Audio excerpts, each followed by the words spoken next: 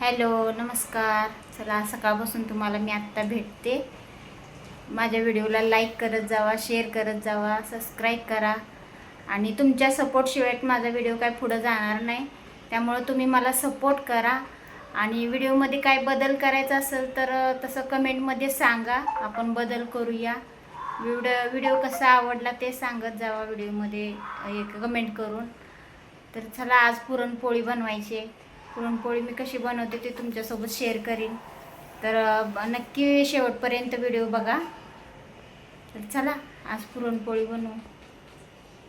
संध्याकाळचे 6 वाजले होते बघा. आता दिवस मावळायला गेलता. म्हटलं चला आता पुरणपोळीचा स्वयंपाक आज करायचा होता.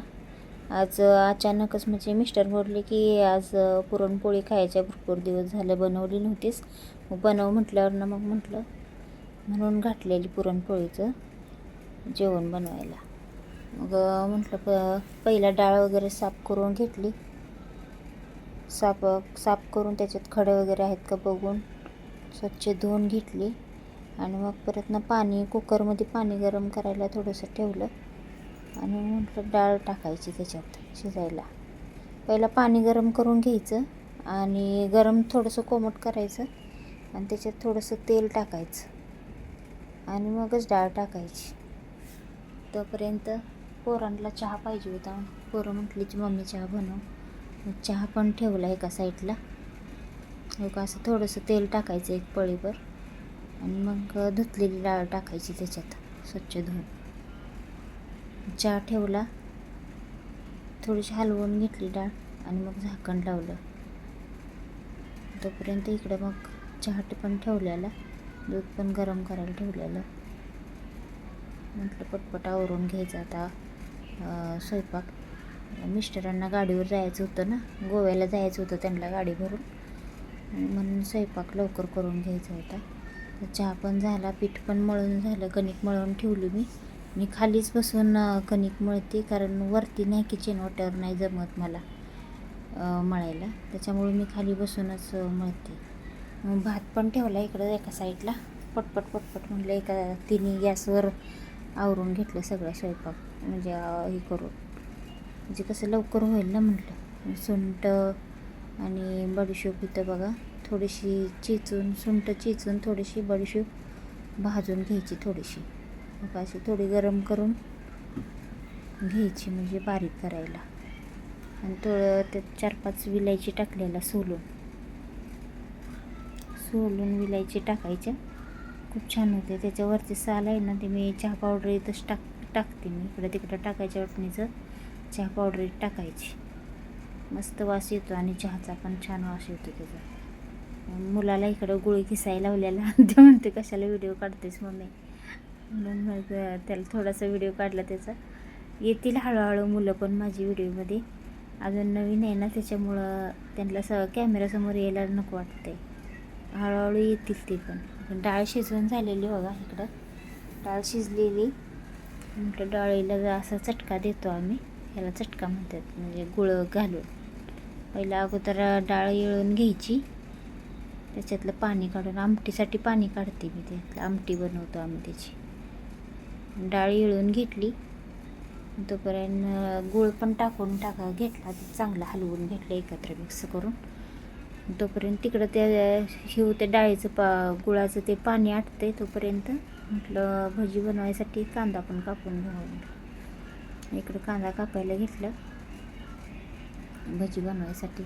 तर पुरणपोळी आहे म्हटल्यावर ना भजी तर पाहिजे तीच. बघा ती सुंठ बडीशोप ते आहे ना विलायची बारीक केलेलं, ते पण टाकलं त्याच्यात. थोडंसं पाणी आटत आलं ना मग टाकायचं त्याच्यात. वास खूप छान येतो त्याचा. बेसन पीठ मी घरीच दळून आणलेली होती, डाळ घरची गावाकडून आणलेली होती ना, ते दळून आणलेलं होतं, त्याचंच भजी बनवली. त्याच्यात बघा मस्त असं कोथिंबीर, मिरची, हळद, सोडा आणि थोडासा ओवा टाकून मिक्स करून घेतलं. अगोदर पहिला ना आपलं कांद्याला पाणी सुटतं ना मीठ टाकल्यावर आपण, त्याच्यातच पहिला हे करून घ्यायचं, चांगलं मळून घ्यायचं आणि नंतर लागल तसं पाणी टाकायचं.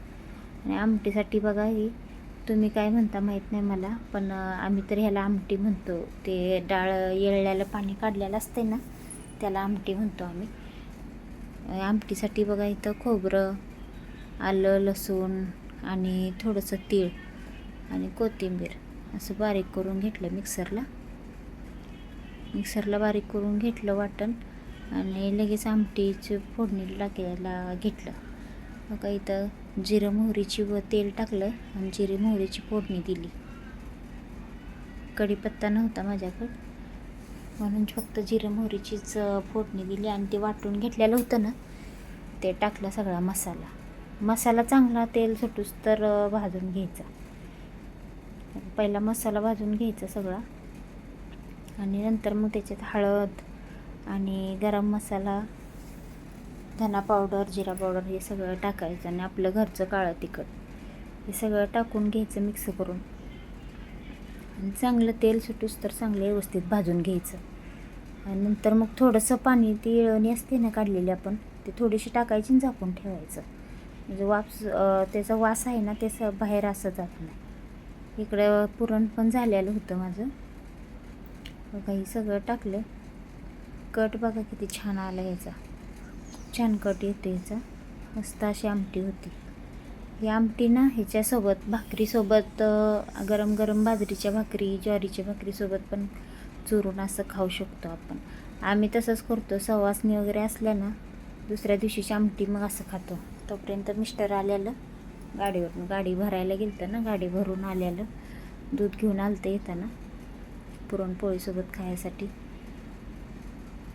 तोपर्यंत म्हटलं आता ते दूध पण अजून आणलेलं, ते ठेवलं तसंच, पहिलं होतं म्हटलं अजून. म्हटलं आधी आमटी फोडणी टाकले तर भजी करून घ्यायचं, आणि पोळ्या लाटले की मग जेवायला वाढायला बरं पडतं ना, म्हणून भजी करायला घेतलं. इकडं असं छोटं छोटं सोडलं. आमच्यात लय मोठे मोठे नाही आवडत, छोटे छोटेच आवडते. भजी बनवून झाले सगळे, घेतले, आणि देवाला आता म्हटलं हे पोळ्या लाटून घ्यायच्या. पोळ्याचं बघा, जेवढा आपण कणकीचा गोळा घेतो ना, तेवढाच पुरणाचा गोळा घ्यायचा, म्हणजे मस्त बरोबरीनं पुरण होतं त्याला. पोळ्या खूप छान होत्या त्याच्या.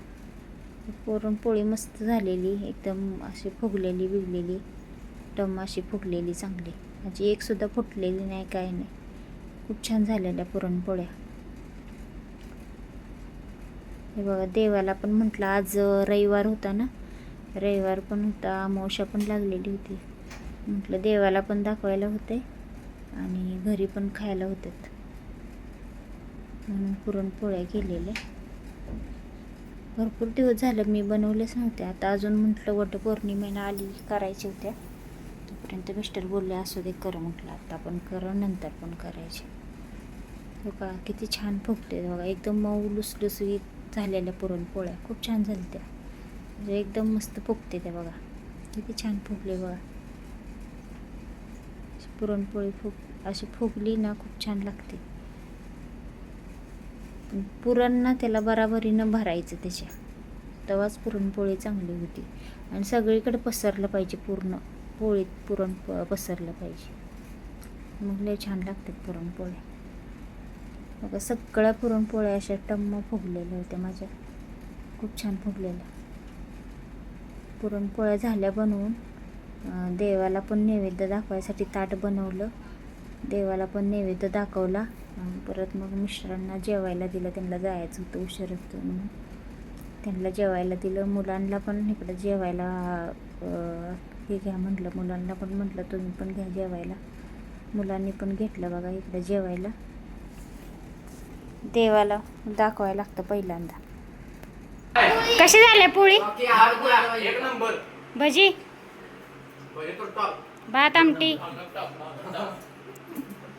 भैया इकडे बघ.